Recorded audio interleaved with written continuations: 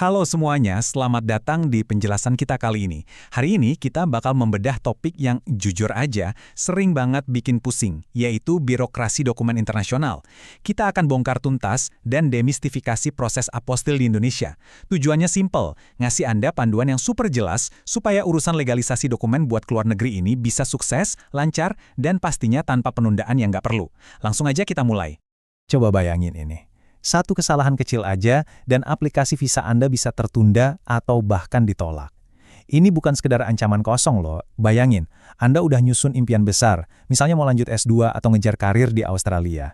Tiba-tiba semuanya mandek cuma gara-gara urusan stempel yang salah di selembar kertas. Kesalahan kelengkapan dokumen ini bener-bener mimpi buruk birokrasi yang risikonya gede banget. Oke, kita langsung masuk aja ke agendanya. Hari ini kita bakal ngebahas 5 poin penting. Ancaman visa, terus perbandingan notaris versus apostil, otoritas kunci yang terlibat, proses 5 langkahnya, dan terakhir jebakan yang harus dihindari. Bagian pertama, ancaman visa, alias betapa mahalnya harga dari aturan birokrasi yang bikin bingung. Ngurus legalitas dokumen buat dibawa ke luar negeri itu butuh ketelitian yang ekstra banget. Faktanya, banyak orang yang langsung panik begitu dihadapin sama setumpuk syarat visa internasional. Ya wajar sih, pada takut salah langkah yang ujung-ujungnya bisa ngancurin rencana masa depan mereka. Nah, dari situ muncul satu pertanyaan yang sering banget ditanyain. Emangnya, cap dari notaris saja udah cukup buat bawa dokumen kita ke luar negeri? Banyak banget loh yang ngira jawabannya iya. Padahal, ini salah paham yang paling umum dan jujur aja paling berbahaya dalam proses legalisasi. Jawabannya, udah pasti dan secara tegas adalah tidak, nggak cukup. Lanjut ke bagian kedua, notaris versus apostil, atau gampangnya memahami kekuatan domestik dibanding internasional. Di titik ini, kita benar-benar harus paham batasan kekuatan hukum dari sebuah dokumen.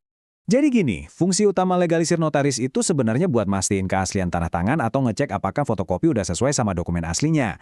Tapi ingat, kekuatan hukumnya cuma berlaku di dalam yurisdiksi Indonesia aja. Nah, beda cerita sama apostil. Apostil ini pengesahan buat penggunaan internasional yang di-backup langsung sama Konvensi Den Haag tahun 1961. Stempel apostil inilah yang ngasih dokumen Anda status hukum internasional yang sah secara resmi. Nah, yang paling menarik dari perbandingan ini adalah perbedaan detailnya. Dari segi otoritas, legalisir notaris itu dilakuin sama pejabat umum yang ditunjuk. Sementara apostil dikeluarin secara eksklusif cuma sama Kemenkumham, spesifiknya lewat Ditjen AHU. Kalau soal waktu, notaris emang super cepet, bisa beres dalam 1-2 jam doang. Nah, kalau apostil butuh waktu sekitar 3-4 hari kerja. Buat biayanya, dua-duanya lumayan mirip, di kisaran Rp150.000. Tapi ruang lingkup validitasnya nih yang paling beda jauh. Notaris cuma aku di Indonesia, sedangkan apostil langsung diakui di lebih dari 120 negara peserta Konvensi Den Haag. Keren kan? Masuk ke bagian ketiga, otoritas kunci. Siapa sih yang sebenarnya pegang kuasa atas dokumen Anda? Siapa badan pemerintah yang punya kuasa mutlak buat ngasih stempel pengakuan internasional itu? Jawabannya adalah Kemenkumham, lewat Direktorat Jenderal Administrasi Hukum Umum, atau yang biasa kita sebut Ditjen AHU. Yang penting banget buat dicatat nih, Kemenkumham ini benar-benar merevolusi proses birokrasi kita waktu Indonesia resmi gabung ke konvensi tanggal 4 Juni 2022. Sekarang, mereka bertindak sebagai satu-satunya otoritas yang kompeten di Indonesia buat nerbitin apostil. Buat ngasih gambaran seberapa revolusioner perubahan ini, coba deh ingat-ingat rute legalisasi tradisional zaman dulu. Dulu tuh Anda harus bolak-balik dari notaris, lanjut ke Kemenkumham, terus ke Kementerian Luar Negeri, belum lagi antri panjang di kedutaan besar negara tujuan. Pegel banget kan ngebayanginnya? Untungnya, rute tradisional yang panjang dan melelahkan ini sekarang cuma diwajibin buat negara-negara yang belum tanda tangan Konvensi Den Haag aja, kayak Arab Saudi misalnya. Bagian keempat, proses 5 langkah. Ini dia peta jalan pasti menuju persetujuan apostil. Anggap aja ini panduan utama Anda, biar nggak salah langkah pas ngeksekusi birokrasinya.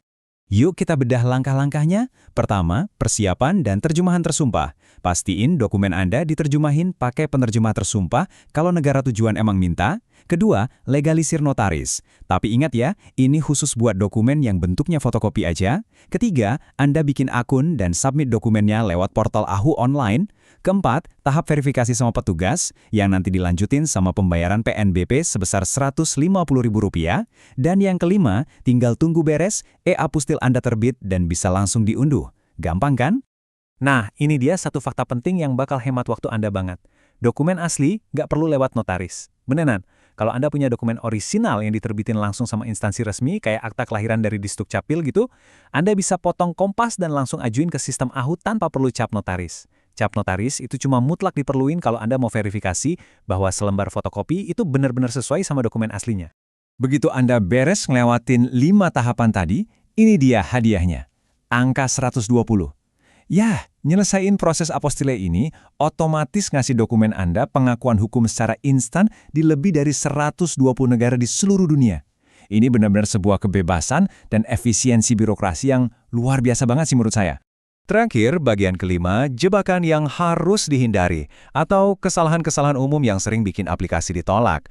Sayangnya nih, jalan menuju persetujuan apostil ini kadang nggak semulus kelihatannya. Ada beberapa lubang perangkap krusial yang sering banget nggak disadarin sama pemohon. Jadi, poin krusialnya, Anda harus banget ngehindarin hal-hal ini. Pertama, jangan pernah mikir kalau cap notaris aja udah cukup buat keluar negeri. Kedua, jangan nekat ngunggah fotokopi polos yang belum dilegalisir notaris ke Kemenkumham, itu udah pasti bakal ditolak. Ketiga, cek lagi negara tujuannya, jangan sampai Anda ngajuin apostil buat negara yang bukan anggota Konvensi Den Haag.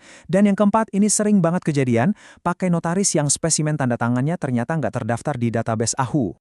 Kenapa poin terakhir itu bahaya banget? Ini rahasianya. Kalau spesimen tanda tangan notaris yang Anda pilih itu belum terdaftar di database AHU, proses apostille Anda bakal kena penalti penundaan selama 1-3 hari kerja tambahan. Nah loh, makanya tahu info ini dan ngecek status notarisnya lebih awal itu bisa banget nyelamatin Anda dari sakit kepala mikirin birokrasi yang tiba-tiba molor. Buat ngerangkum semuanya biar gampang ingat, coba bayangin analogi ini. Notaris itu langkah pertamanya. Sedangkan apostil itu paspor buat dokumen Anda. Dua hal ini nggak saling bersaing kok, justru mereka ini saling melengkapi. Notaris nyiapin validitas dokumen di tingkat domestik, dan apostil yang bakal ngesahin dokumen itu buat terbang bebas ke kancah global. Nah, kita udah bahas tuntas seluruh prosesnya ya. Sebagai penutup, saya mau ninggalin Anda dengan satu pertanyaan penting. Apakah dokumen hukum Anda udah benar-benar siap buat panggung global? Atau jangan-jangan Anda tanpa sadar lagi jalan masuk ke dalam jebakan birokrasi?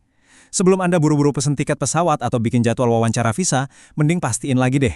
Cek ulang dokumen Anda pakai panduan yang udah kita obrolin hari ini. Terima kasih banyak udah ngikutin penjelasan kali ini, semoga urusan dan rencana Anda berjalan lancar, dan sampai jumpa!